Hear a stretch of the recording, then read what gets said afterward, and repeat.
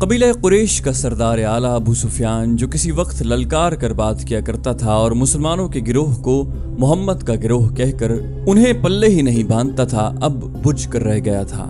خالد بن ولید رضی اللہ عنہ کے قبول اسلام کے بعد تو ابو سفیان صرف سردار رہ گیا تھا۔ یوں لگتا تھا جیسے جنگ و جدل کے ساتھ اس کا کبھی کوئی تعلق رہا ہی نہ ہو۔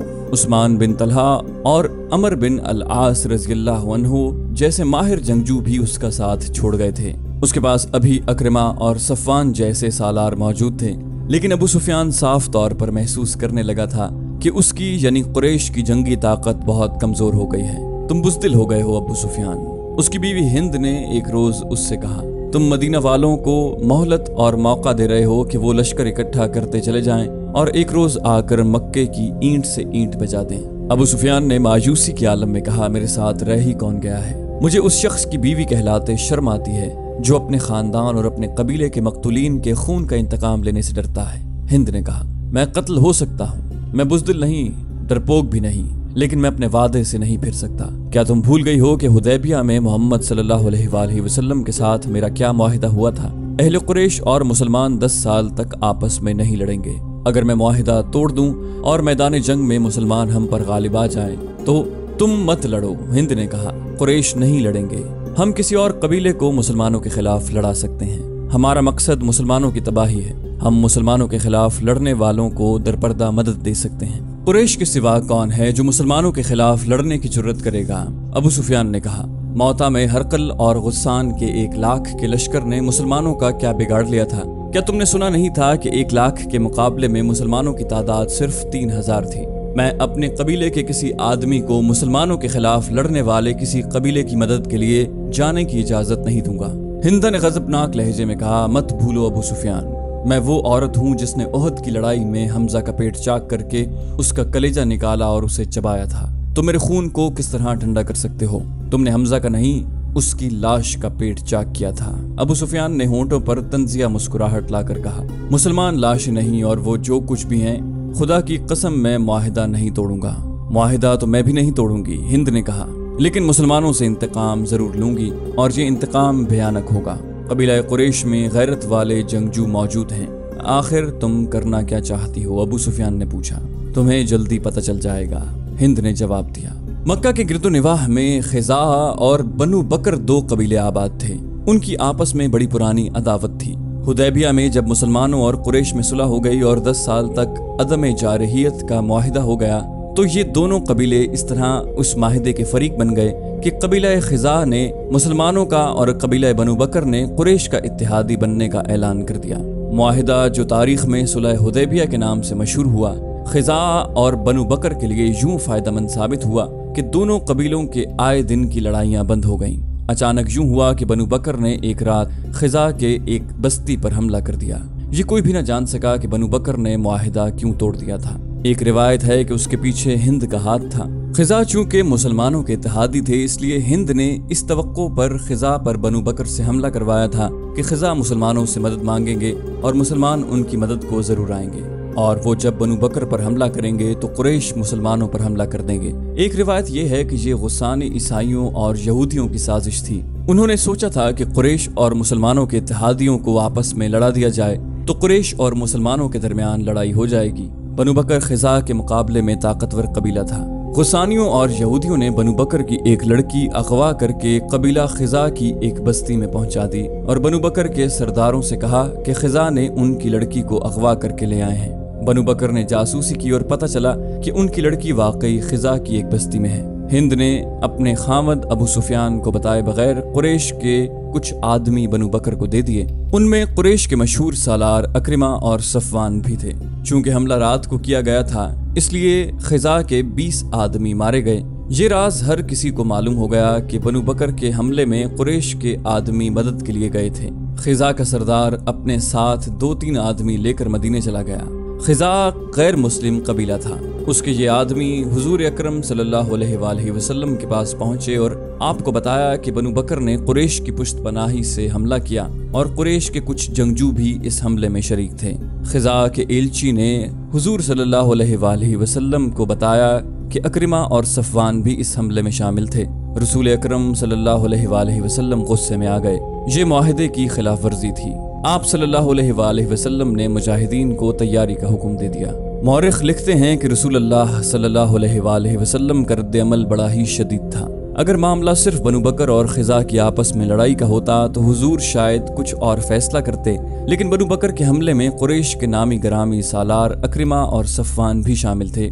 اس لیے آپ صلی اللہ علیہ وآلہ وسلم نے فرمایا کہ معاہدے کی خلاف ورزی کی ذمہ داری اہل قریش پر عائد ہوتی ہے۔ ابو سفیان نے صلح حدیبیہ کی خلاف ورزی کی ہے۔ مدینہ کی گلیوں اور گھروں میں آوازیں سنائی دینے لگیں، رسول اللہ صلی اللہ علیہ وسلم کے حکم پر ہم مکہ کی اینٹ سے اینٹ بجا دیں گے، اب قریش کو ہم اپنے قدموں میں بٹھا کر دم لیں گے۔ رسول اللہ صلی اللہ علیہ وسلم نے مکہ پر حملے کے تیاری کا حکم دے دیا۔ ابو سفیان کو اتنا ہی پتہ چلا تھا کہ بنو بکر نے خزاء پر شب خون کی طرز کا حملہ کیا ہے اور خزاء کے کچھ آدمی مارے گئے ہیں۔ اسے یاد آیا کہ اکرمہ اور صفوان صبح سویرے گھوڑوں پر سوار کہیں سے آ رہے تھے۔ اس نے ان سے پوچھا تھا کہ وہ کہاں سے آ رہے ہیں، تو انہوں نے جھوٹ بولا تھا کہ وہ گھڑ دوڑ کے لیے گئے تھے۔ دوپہر کے وقت جب اسے پتہ چلا کہ بنو بکر نے خزاء پر حملہ کیا ہے تو اس نے اکرمہ اور صفوان کو بلایا۔ تم دونوں مجھے کس طرح یقین دلا سکتے ہو کہ خزاء کی بستی پر بنو بکر کے حملے میں تم شریک نہیں تھے؟ ابو سفیان نے ان سے پوچھا، کیا تم بھول گئے ہو کہ بنو بکر ہمارے دوست ہیں؟ صفوان نے کہا، اگر دوست مدد کے لیے پکاریں تو کیا تم دوستوں کو پیٹھ دکھاؤ گے؟ میں کچھ بھی نہیں بھولا۔ ابو سفیان نے کہا، خدا کی قسم تم بھول گئے ہو کہ قبیلہ قریش کا سردار کون ہے۔ میں ہوں تمہارا سردار، میری اجازت کے بغیر تم کسی اور کا ساتھ نہیں دے سکتے۔ ابو سفیان، اکرمہ نے کہا، میں تمہیں اپنے قبیلے کا سردار مانتا ہوں، تمہاری کمان میں لڑائیاں لڑی ہیں، تمہارا ہر حکم مانا ہے، لیکن ہم دیکھ رہے ہیں کہ تم قبیلے کے وقار کو مجروح کرتے چلے جا رہے ہو۔ تم نے اپنے دل پر مدینہ والوں کا خوف طاری کر لیا ہے۔ اگر میں قبیلے کا سردار ہوں تو میں کسی کو ایسا جرم بخشوں گا نہیں جو تم نے کیا ہے، ابو سفیان نے کہا۔ ابو سفیان، اکرمہ نے کہا، وہ وقت تمہیں یاد ہوگا جب خالد مدینہ کو رخصت ہوا تھا، تم نے اسے بھی دھمکی دی تھی اور میں نے تمہیں کہا تھا کہ ہر کسی کو حق حاصل ہے کہ وہ اس عقیدے کا پیروکار ہو جائے جسے وہ اچھا سمجھتا ہے، اور میں نے تمہیں یہ بھی کہا تھا کہ تم نے اپنا رویہ نہ بدلا تو میں بھی تمہارا ساتھ چھوڑنے اور محمد صلی اللہ علیہ وآلہ وسلم کی اطاعت قبول کرنے پر مجبور ہو جاؤں گا۔ کیا تم نہیں سمجھتے کہ باوقار لوگ اپنے عہد کی خلاف ورزی نہیں کیا کرتے؟ ابو سفیان نے کہا، تم نے بنو بکر کا ساتھ دے کر اور مسلمانوں کے اتحادی قبیلے پر حملہ کر کے اپنے قبیلے کا وقار تباہ کر دیا ہے۔ اگر تم یہ سوچ رہے ہو کہ محمد صلی اللہ علیہ وآلہ وسلم نے مکہ پر حملہ کر دیا تو تم حملہ پسپا کر دو گے تو تم خوش فہمی میں مبتلا ہو۔ کون سے میدان میں تم نے مسلمانوں کو شکست دی ہے؟ کتنا لشکر لے کر تم نے مدینہ کو محاصرے میں لیا تھا؟ وہاں سے پسپائی کا حکم تم نے دیا تھا۔ صفوان نے کہا، تم نے ہار مان لی تھی۔ میں تم جیسے ضدی اور کوتاہ بین آدمیوں کے پیچھے پورے قبیلے کو ذلیل و خوار نہیں کراؤں گا۔ ابو سفیان نے کہا، میں مسلمانوں کے ساتھ ابھی چھیڑخانی نہیں کر سکتا۔ میں محمد صلی اللہ علیہ وآلہ وسلم کو بتانا چاہتا ہوں کہ ہمارے ایک دوست قبیلے نے مسلمانوں کے ایک دوست قبیلے پر حملہ کیا ہے اور اس میں قریش کے چند ایک آدمی شامل ہو گئے تھے، تو اس سے یہ مطلب نہ لیا جائے کہ میں نے معاہدے کی خلاف ورزی کی ہے۔ میں محمد صلی اللہ علیہ وآلہ وسلم کو بتاؤں گا کہ قبیلہ قریش حدیبیہ کے معاہدے پر قائم ہے۔ وہ اکرمہ اور صفوان کو وہیں کھڑا چھوڑ کر وہاں سے چلا گیا۔ ابو سفیان اسی روز مدینہ کو روانہ ہو گیا۔ اہل مکہ حیران تھے کہ ابو سفیان اپنے دشمن کے پاس چلا گیا ہے۔ اس کے خلاف آوازیں اٹھنے لگیں۔ اس کی بیوی ہند پھنکارتی پھر رہی تھی۔ مدینہ پہنچ کر ابو سفیان نے جس دروازے پر دستک دی وہ اس کی اپنی بیٹی ام حبیبہ رضی اللہ عنہا کا گھر تھا۔ دروازہ کھلا، بیٹی نے اپنے باپ کو دیکھا تو بیٹی کے چہرے پر مسرت کی بجائے بے رخی کا تاثر تھا۔ بیٹی اسلام قبول کر چکی تھی اور باپ اسلام کا دشمن تھا۔ کیا باپ اپنی بیٹی کے گھر داخل نہیں ہو سکتا؟ ابو سفیان نے ام حبیبہ رضی اللہ عنہ سے پوچھا، اگر باپ وہ سچا مذہب قبول کر لے جو اس کی بیٹی نے قبول کیا ہے تو بیٹی باپ کی راہ میں آنکھیں بچھائے گی۔ ام حبیبہ رضی اللہ عنہ نے کہا، بیٹی ابو سفیان نے کہا، میں پریشانی کے عالم میں آیا ہوں، میں دوستی کا پیغام لے کر آیا ہوں۔ ام حبیبہ رضی اللہ عنہ نے کہا، بیٹی کیا کر سکتی ہے؟ آپ رسول خدا صلی اللہ علیہ وآلہ وسلم کے پاس جائیں۔ بیٹی کی اس بے رخی پر ابو سفیان سٹپٹا اٹھا۔ وہ رسول کریم صلی اللہ علیہ وآلہ وسلم کے گھر کی طرف چل پڑا۔ راستے میں اس نے وہ شناسا چہرے دیکھے جو کبھی اہل قریش کہلاتے تھے اور اسے اپنا سردار مانتے تھے، اب اس سے بیگانے ہو گئے تھے۔ وہ اسے چپ چاپ دیکھ رہے تھے۔ وہ ان کا دشمن تھا، اس نے ان کے خلاف لڑائیاں لڑی تھیں۔ احد کی جنگ میں ابو سفیان کی بیوی ہند نے مسلمانوں کی لاشوں کے پیٹ چاک کیے اور ان کے کان اور ناکیں کاٹ کر ان کا ہار بنایا اور اپنے گلے میں ڈالا۔ ابو سفیان اہل مدینہ کی گھورتی ہوئی نظروں سے گزرتا رسول کریم صلی اللہ علیہ وآلہ وسلم کے ہاں پہنچا۔ اس نے ہاتھ بڑھایا، رسول کریم صلی اللہ علیہ وآلہ وسلم نے مصافحہ کیا، لیکن آپ کی بے رخی نمایاں تھی۔ رسول کریم صلی اللہ علیہ وآلہ وسلم کو اطلاع مل چکی تھی کہ بنو بکر نے اہل قریش کی مدد سے خزاع پر حملہ کیا ہے۔ آپ صلی اللہ علیہ وآلہ وسلم اہل قریش کو فریب کار سمجھ رہے تھے۔ ایسے دشمن کا آپ صلی اللہ علیہ وآلہ وسلم کے پاس ایک ہی علاج تھا کہ فوج کشی کرو تاکہ وہ یہ نہ سمجھے کہ ہم کمزور ہیں۔ ابو سفیان نے کہا، اے محمد صلی اللہ علیہ وآلہ وسلم، میں یہ غلط فہمی رفع کرنے آیا ہوں کہ میں نے حدیبیہ کے صلح نامے کے خلاف ورزی کی ہے۔ اگر بنو بکر کی مدد کو قبیلہ قریش کے چند آدمی میری اجازت کے بغیر چلے گئے تھے تو یہ میرا قصور نہیں، میں نے معاہدہ نہیں توڑا۔ اگر تم چاہتے ہو تو میں معاہدے کی تجدید کے لیے تیار ہوں۔ مورخین ابن حشام اور مغازی کی تحریروں سے پتہ ملتا ہے کہ رسول اکرم صلی اللہ علیہ وسلم نے نہ اس کی طرف دیکھا نہ اس سے کوئی بات کی۔ رسول کریم صلی اللہ علیہ وآلہ وسلم کی خاموشی نے ابو سفیان پر خوف طاری کر دیا۔ وہ وہاں سے اٹھا اور ابو بکر رضی اللہ عنہ سے جا ملا۔ ابو سفیان نے ابو بکر رضی اللہ عنہ سے کہا کہ محمد صلی اللہ علیہ وآلہ وسلم میری بات سننے کو تیار نہیں۔ تم ہم میں سے ہو ابو بکر، خدا کی قسم ہم گھر آئے مہمان کے ساتھ ایسا سلوک نہیں کیا کرتے کہ اس کی بات بھی نہ سنیں۔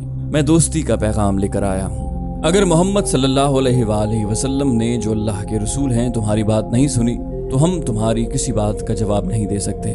ابو بکر رضی اللہ عنہ نے کہا، ہم اس مہمان کی بات سنا کرتے ہیں جو ہماری بات سنتا ہے۔ ابو سفیان، کیا تم نے محمد صلی اللہ علیہ وآلہ وسلم کی بات سنی ہے کہ وہ اللہ کا بھیجا ہوا رسول صلی اللہ علیہ وآلہ وسلم ہے؟ کیا تم نے اللہ کے رسول کی یہ بات نہیں سنی تھی کہ اللہ ایک ہے اور اس کے سوا کوئی معبود نہیں؟ سنی تھی تو تم رسول اللہ صلی اللہ علیہ وآلہ وسلم کے دشمن کیوں ہو گئے؟ کیا تم میری کوئی مدد نہیں کرو گے ابو بکر؟ ابو سفیان نے التجا کی۔ ابو بکر رضی اللہ عنہ نے کہا، نہیں، ہم اپنے رسول کے حکم کے پابند ہیں۔ ابو سفیان مایوسی کے عالم میں سر جھکائے ہوئے چلا گیا اور کسی سے حضرت عمر رضی اللہ عنہ کا گھر پوچھ کر ان کے سامنے جا بیٹھا۔ اسلام کے سب سے بڑے دشمن کو مدینہ میں دیکھ کر مجھے حیرت ہوئی ہے۔ حضرت عمر رضی اللہ عنہ نے کہا، خدا کی قسم تم اسلام قبول کرنے والوں میں سے نہیں۔ ابو سفیان نے عمر رضی اللہ عنہ کو مدینہ میں آنے کا مقصد بتایا اور یہ بھی کہ رسول کریم صلی اللہ علیہ وآلہ وسلم نے اس کے ساتھ بات تک نہیں کی اور ابو بکر نے بھی اس کی مدد نہیں کی۔ میرے پاس اگر چونٹیوں جیسی کمزور فوج بھی ہو تو بھی تمہارے خلاف لڑوں گا۔ حضرت عمر رضی اللہ عنہ نے کہا، تم میرے نہیں، میرے رسول صلی اللہ علیہ وآلہ وسلم اور میرے مذہب کے دشمن ہو۔ میرا رویہ وہی ہوگا جو اللہ کے رسول صلی اللہ علیہ وآلہ وسلم کا ہے۔ ابو سفیان فاطمہ رضی اللہ عنہا سے ملا، حضرت علی رضی اللہ عنہ سے ملا، لیکن کسی نے بھی اس کی بات نہ سنی۔ وہ مایوس اور نامراد مدینہ سے نکلا۔ اس کے گھوڑے کی چال اب وہ نہ تھی جو مدینہ کی طرف آتے وقت تھی۔ گھوڑے کا بھی جیسے سر جھکا ہوا تھا، وہ مکہ کو جا رہا تھا۔ رسول خدا صلی اللہ علیہ وآلہ وسلم نے اس کے جانے کے بعد ان الفاظ میں حکم دیا کہ مکہ پر حملے کے لیے زیادہ سے زیادہ تعداد میں فوج تیار کی جائے۔ آپ صلی اللہ علیہ وآلہ وسلم کے حکم میں خاص طور پر شامل تھا کہ جنگی تیاری اتنی بڑے پیمانے پر ہو کہ مکہ والوں کو فیصلہ کن شکست دے کر قریش کو ہمیشہ کے لیے تہ و تیغ کر لیا جائے۔ اس کے علاوہ حضور صلی اللہ علیہ وآلہ وسلم نے فرمایا کہ کوچ بہت تیز ہوگا اور اسے ایسا خفیہ رکھا جائے گا کہ مکہ والوں کو بے خبری میں دبوچ لیا جائے یا مکہ کے قریب اتنی تیزی سے پہنچا جائے کہ قریش کو مہلت نہ مل سکی کہ وہ اپنے اتحادی قبائل کو مدد کے لیے بلا سکیں۔ مدینہ میں مسلمانوں نے راتوں کو بھی سونا چھوڑ دیا۔ جدھر دیکھو تیر تیار ہو رہے تھے، تیروں سے بھری ہوئی ترکشوں کے انبار لگتے جا رہے تھے، برچھیاں بن رہی تھیں، گھوڑے اور اونٹ تیار ہو رہے تھے، تلواریں تیز ہو رہی تھیں، عورتیں اور بچے بھی جنگی تیاریوں میں مصروف تھے۔ رسول اکرم صلی اللہ علیہ وآلہ وسلم اور صحابہ کرام رضی اللہ عنہ بھاگتے دوڑتے نظر آ رہے تھے۔ مدینہ میں ایک گھر تھا جس کے اندر کوئی اور ہی سرگرمی تھی۔ وہ غیر مسلم گھرانہ تھا۔ وہاں ایک اجنبی آیا بیٹھا تھا۔ گھر میں ایک بوڑھا تھا، ایک ادھیڑ عمر عورت اور 2-3 بچے تھے۔ میں مسلمانوں کے ارادے دیکھ آیا ہوں۔ اجنبی نے کہا، ان کا ارادہ ہے کہ مکہ والوں کو بے خبری میں ڈالیں۔ بلا شک و شبہ محمد صلی اللہ علیہ وآلہ وسلم جنگی چالوں کے ماہر ہیں۔ انہوں نے جو کہا ہے وہ کر کے دکھا دیں گے۔ ہم کیا کر سکتے ہیں؟ بوڑھے نے پوچھا۔ میرے بزرگ اجنبی نے کہا، ہم اور کچھ نہیں کر سکتے، لیکن ہم مکہ والوں کو خبردار کر سکتے ہیں کہ تیار رہو اور ادھر ادھر کے قبیلوں کو اپنے ساتھ ملا لو اور مکہ کے راستے میں کہیں گھات لگا کر مسلمانوں پر ٹوٹ پڑو۔ مکہ پہنچنے تک ان پر شب خون مارتے رہو मुसलमान जब मक्का पहुंचेंगे तो उनका दम खम टूट चुका होगा, कसम उसकी जिसे मैं पूछता हूँ। बूढ़े ने जोशीली आवाज में कहा, तुम अक्ल वाले हो, तुम खुदाई यहूदा के सच्चे पुजारी हो। खुदाई यहूदा ने तुम्हें अक्ल व दानिश अता की है, क्या तुम मक्का नहीं जा सकते? अजनबी ने कहा, नहीं। मुसलमान हर गैर मुस्लिम को शक की निगाह से देख रहे हैं, ये जानते हैं कि मैं यहूदी हूँ, वो मुझ पर शक करेंगे, मैं अपनी जान पर खेल जाऊंगा। मुझे उन यहूदियों के खून का इंतकाम लेना है जिन्हें मुसलमानों ने कत्ल किया था। मेरी रगों में बनु कुरैज़ा का खून दौड़ रहा है। ये मेरा फर्ज है कि मैं मुसलमानों को ज़रबे लगाता रहूं, और मैं अपना ये फर्ज अदा न करूं तो खुदा यहूदा मुझे उस कुत्ते की मौत मारे जिसके जिस्म पर खारिश और फोड़े होते हैं और वो तड़प तड़प कर मरता है। लेकिन मैं नहीं चाहता कि मैं पकड़ा जाऊं। मैं मुसलमानों को डंक मारने के लिए जिंदा रहना चाहता हूं। मैं बूढ़ा हूं। बूढ़े ने कहा, मक्का दूर है, घोड़े या ऊंट पर इतना तेज सफर नहीं कर सकूंगा कि मुसलमानों से पहले मक्का पहुंच जाऊं। ये काम बच्चों और औरतों का भी नहीं। मेरा बेटा है मगर बीमार है। इस इनाम को देखो जो हम तुम्हें दे रहे हैं। अजनबी यहूदी ने कहा, ये काम कर दो, इनाम के अलावा हम तुम्हें अपने मजहब में शामिल करके अपनी हिफाजत में ले लेंगे। क्या ये काम मैं कर सकती हूँ? उधेड़ उम्र औरत ने कहा, तुमने मुझे ऊंटनी की पीठ पर कभी नहीं देखा। इतनी तेज ऊंटनी मदीना में किसी के पास नहीं है। हाँ, यहूदी ने कहा, तुम ये काम कर सकती हो। ऊंटों और बकरियों को बाहर ले जाओ, तुम्हारी तरफ कोई ध्यान नहीं देगा। तुम उन्हें चराने के लिए हर रोज ले जाती हो, आज भी ले जाओ और मदीना से कुछ दूर जाकर अपनी ऊंटनी पर सवार हो जाओ। उसने एक कागज एक औरत को देते हुए कहा, इसे अपने सर के बालों में छुपा लो। ऊंटनी को दौड़ाती ले जाओ और मक्का में अबू सुफियान के घर जाओ और बालों में से ये कागज निकाल कर उसे दो। औरत ने कागज लेते हुए कहा, मेरा इनाम मेरे दूसरे हाथ पर रख दो और इस यकीन के साथ मेरे घर से जाओ कि मुसलमान मक्का से वापस आएंगे तो उनकी तादाद आधी भी न होगी। उनके सर झुके हुए होंगे और शिकस्त उनके चेहरों पर लिखी हुई होगी। यहूदी ने सोने के 3 टुकड़े औरत को दिए और बोला, ये उस इनाम का निस्फ हिस्सा है जो हम तुम्हें उस वक्त देंगे जब तुम ये पैगाम अबू सुफियान के हाथ में देकर वापस आ जाओगी। अगर मैंने काम कर दिया और जिंदा वापस न आ सकी तो बाकी इनाम तुम्हारे बीमार खामद को मिलेगा। यहूदी ने कहा, ये औरत अपने ऊंट और बकरियां चराने के लिए गई। उन्हें वो हाँकती जा रही थी। किसी ने भी न देखा कि ऊंटों की पीठें नंगी थीं, लेकिन एक ऊंटनी सवारी के लिए तैयार की गई थी। उसके साथ पानी का मशकीज़ा और एक थैला भी बंधा हुआ था। औरत उस रेवड़ को शहर से दूर ले गई। बहुत देर गुजर गई तो यहूदी ने उस जवान लड़की को जो घर में थी कहा, वो जा चुकी होगी, तुम जाओ और ऊंटों और बकरियों को शाम के वक्त वापस ले आना। वो लड़की हाथ में गडरियों वाली लाठी लेकर बाहर निकल गई, लेकिन वो शहर से बाहर जाने की बजाय शहर के अंदर चली गई। वो इस तरह इधर उधर देखती जा रही थी जैसे किसी को ढूंढ रही हो। वो गलियों में से गुजरी और एक मैदान में जा रुकी। वहाँ बहुत से मुसलमान ढालें और तलवारें लिए तेगजनी की मशक कर रहे थे। एक तरफ शुतर दौड़ हो रही थी और तमाशाइयों का भी हुजूम था। लड़की उस हुजूम के इर्द गिर्द घूमने लगी। ये किसी को ढूंढ रही थी। उसके चेहरे पर परेशानी के आसार थे जो बढ़ते जा रहे थे। उसके कदम तेजी से उठने लगे। एक जवान साल आदमी ने उसे देख लिया और बड़ी तेज चलता उसके पीछे गया। करीब पहुंचकर उसने धीमी आवाज से कहा, जारिया। लड़की ने चौंक कर पीछे देखा और उसके चेहरे से परेशानी का तासुर उड़ गया। जारिया ने कहा, वहीं आ जाओ, और वो दूसरी तरफ चली गई। जारिया को वहां पहुंचते खासा वक्त लग गया जहां वो औरत ऊंटों और बकरियों को ले जाया करती थी।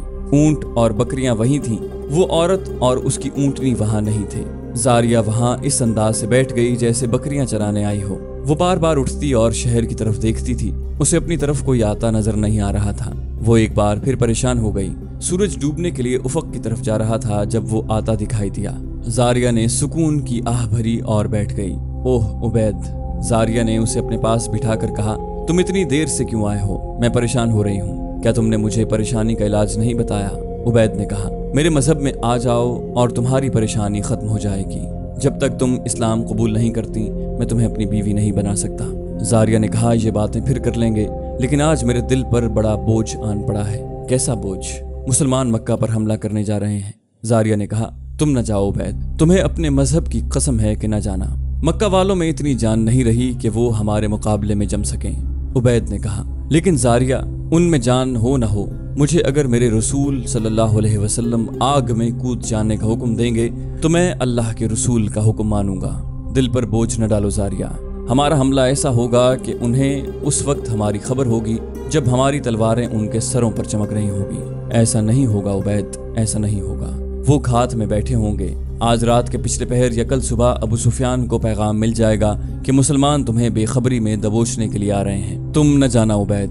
قریش اور ان کے دوست قبیلے تیار ہوں گے۔ عبید نے بدک کر پوچھا، کیا کہہ رہی ہو زاریہ؟ ابو سفیان کو کس نے پیغام بھیجا ہے؟ ایک یہودی نے، زاریہ نے کہا، اور پیغام میرے بڑے بھائی کی بیوی لے کر گئی ہے۔ میری محبت کا اندازہ کرو عبید، میں نے تمہیں وہ راز دے دیا ہے جو مجھے نہیں دینا چاہیے تھا، یہ صرف اس لیے دیا ہے کہ تم کسی بہانے رک جاؤ۔ قریش اور دوسرے قبیلے مسلمانوں کا کشت و خون کریں گے کہ کوئی قسمت والا مسلمان زندہ واپس آئے گا۔ عبید نے اس سے پوچھ لیا کہ اس کے بھائی کی بیوی کس طرح اور کس وقت روانہ ہوئی ہے۔ عبید اٹھ کھڑا ہوا اور زاریہ جیسی حسین اور نوجوان لڑکی اور اس کی والہانہ محبت کو نظر انداز کر کے شہر کی طرف دوڑ پڑا۔ اسے زاریہ کی آوازیں سنائی دیتی رہیں، رک جاؤ عبید، اور عبید زاریہ کی نظروں سے اوجھل ہو گیا۔ رسول کریم صلی اللہ علیہ وآلہ وسلم کو پوری تفصیل سے بتایا گیا کہ ایک عورت بڑی تیز رفتار اونٹنی پر ابو سفیان کے نام پیغام اپنے بالوں میں چھپا کر لے گئی ہے، اسے ابھی راستے میں ہونا چاہیے تھا۔ رسول کریم صلی اللہ علیہ وآلہ وسلم نے اسی وقت حضرت علی رضی اللہ عنہ اور حضرت زبیر رضی اللہ عنہ کو بلا کر اس عورت کی اور اس کی اونٹنی کی نشانیاں بتائیں اور انہیں اس عورت کے راستے میں پکڑنے کو بھیج دیا۔ حضرت علی اور حضرت زبیر رضی اللہ عنہ کے گھوڑے عربی نسل کے تھے اور انہوں نے اسی وقت گھوڑے تیار کیے اور ایڑے لگا دی۔ اس وقت سورج غروب ہو رہا تھا، دونوں شہسوار مدینہ سے دور نکل گئے، سورج غروب ہو گیا۔